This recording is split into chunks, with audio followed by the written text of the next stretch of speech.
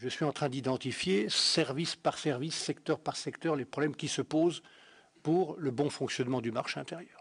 J'ai des outils, la directive qualification professionnelle, la directive marché public, que nous allons assouplir pour les PME et simplifier, et la directive service, la fameuse directive ex-Bolkestein, qui maintenant est en application. Je regarde service par service. Je suis en train de faire une sorte de bilan de santé pour chacun des services, les services touristiques, les guides touristiques, les automobiles, les agences de location, les agences de tourisme, les services funéraires. Je regarde les services un par un pour voir où se trouvent les blocages à l'intérieur du marché.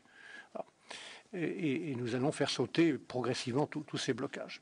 Mais là, dans l'autre sens de notre dialogue, peut-être pas aujourd'hui, moi je suis preneur d'exemples concrets. On va faire sauter. Voilà le mode d'emploi. Et comme ça ne fonctionne pas correctement,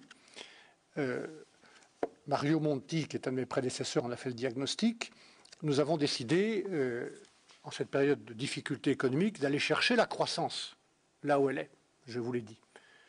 Et donc de faire mieux fonctionner ce marché pour les entreprises, notamment les PME, et pour les citoyens, qui sont eux aussi acteurs et consommateurs dans l'économie. Un citoyen comme vous et moi, on est à certains moments de notre journée entrepreneurs, artisans, consommateurs, utilisateurs de services, épargnants, actionnaires. Pour ne citer que ces exemples. Je voudrais qu'on facilite la vie des citoyens dans ces différentes dimensions. Et voilà pourquoi nous avons réalisé ce programme d'action qui s'appelle en patois savoyard le Single Market Act qui comprend 50 propositions d'action qui ne sont pas toutes législatives, qui ne sont pas toutes égales les unes aux autres, sur lesquelles nous avons ouvert un débat public.